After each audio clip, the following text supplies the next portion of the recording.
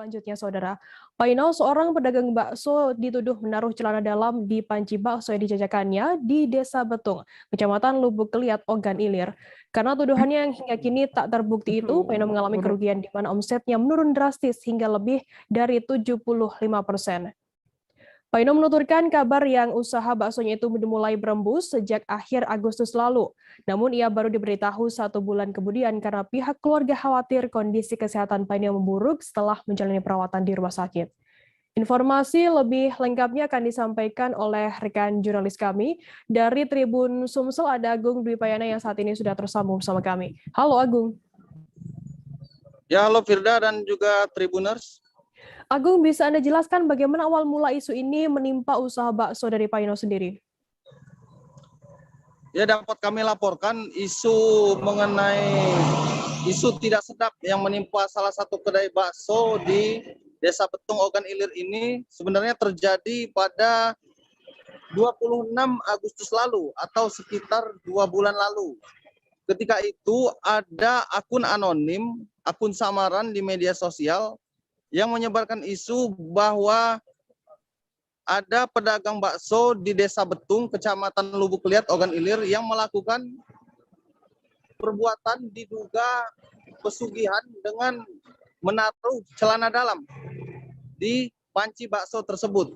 Sehingga kabar itu terus menyebar, terus bergulir hingga beberapa waktu, dan pemilik bakso sendiri bernama Paino baru mengetahui hal ini 1 bulan kemudian karena yang bersangkutan sedang mengalami sakit dan masa pemulihan.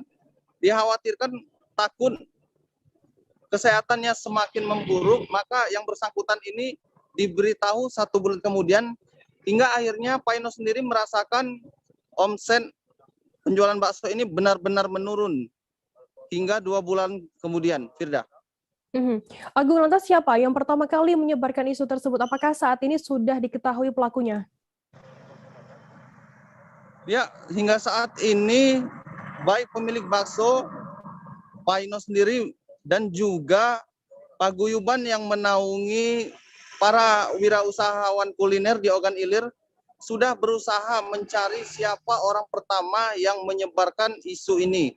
Namun hingga kini sayangnya belum ditemukan, dan pihak aparatur desa setempat juga sudah bertanya kepada masyarakat, namun tidak ada yang tahu.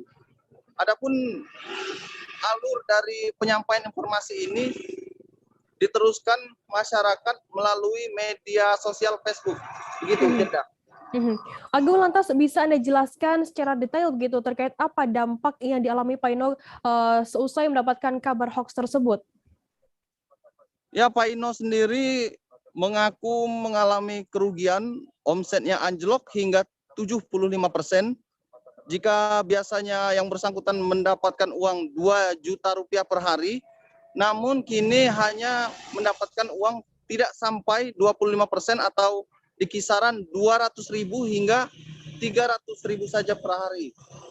Dan akibat kerugian ini, akibat menurunnya omset ini, Paino sendiri ditinggal oleh pelanggan setianya, dan saat ini usahanya sedang bisa dibilang sedang pasif, sedang vakum, Firda.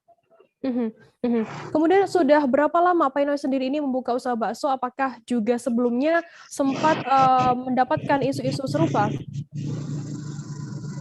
Ya, Paino ini merupakan pendatang dari Solo, Jawa Tengah, yang sudah merintis bakso, usaha bakso selama bertahun-tahun di Ogan Ilir.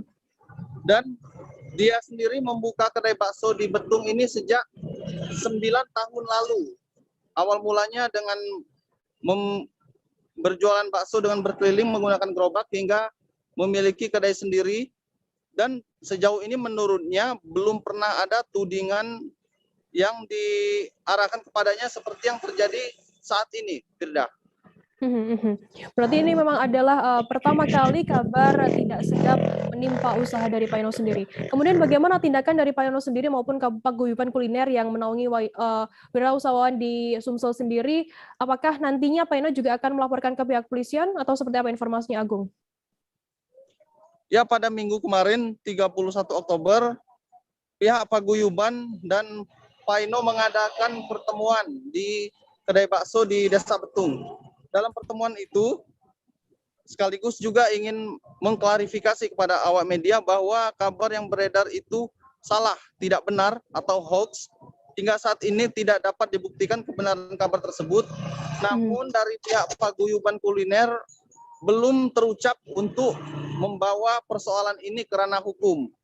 Namun saat ini untuk mengantisipasi hal-hal yang tidak diinginkan atau mencegah hal serupa kembali terjadi kepada anggota Paguyuban Kuliner, saat ini semua pihak sedang berkoordinasi satu sama lain dan juga perangkat desa di setiap tempat domisili para anggota Paguyuban agar selalu berkoordinasi dan juga menyaring setiap informasi yang berkaitan dengan usaha kuliner ini. Seperti yang dialami Paino saat ini, Firda. Baik, terima kasih rekan jurnalis dari Tribun Sumsel Agung Dwi Payana atas laporan Anda, dan tadi Agung juga sudah menghimpun keterangan Tribuners dari Paino, pemilik kedai bakso, dan juga Sunarto Paguyuban Kuliner. Berikut liputannya untuk Anda. Itu kan katanya itu bakso saya itu ada sempak, tapi kan nggak ada gambarnya, nggak ada gambar, nggak ada apa, cuma itu tulisan baik. Bapak sudah berusaha Pak cari kebenaran informasi itu yang menyebarkan itu? Walah, kita ya berusaha juga belum sih, Ya. karena belum. Cuma Bapak sudah mendatangi Kades. Ya, Kades Lugo lihat, Kades Betung ini udah. Apa jawaban mereka, Pak? Jawaban itu cuma istilahnya itu bohong, jangan ditanggapin, cuma gitu. Itu fitnah, Pak ya? Iya, fitnah. Awal-awalnya belum terlalu berdampak kepada jualan beliau. Setelah sedikit agak lama baru berdampak, baru beliau mengutarakan apa yang beliau rasakan, bahwasanya agak isu semacam ini berdampaknya sangat luar biasa. Pemilik bakso kiranya nanti bisa mengerti untuk seluruh masyarakat setempat, itu semua hanyalah hoax. Artinya saat ini sudah disosialisasikan kepada masyarakat juga ya Pak, bahwa ini tidak benar? Sudah mulai disosialisasikan, juga kami juga sudah konfirmasi dengan perangkat desa setempat.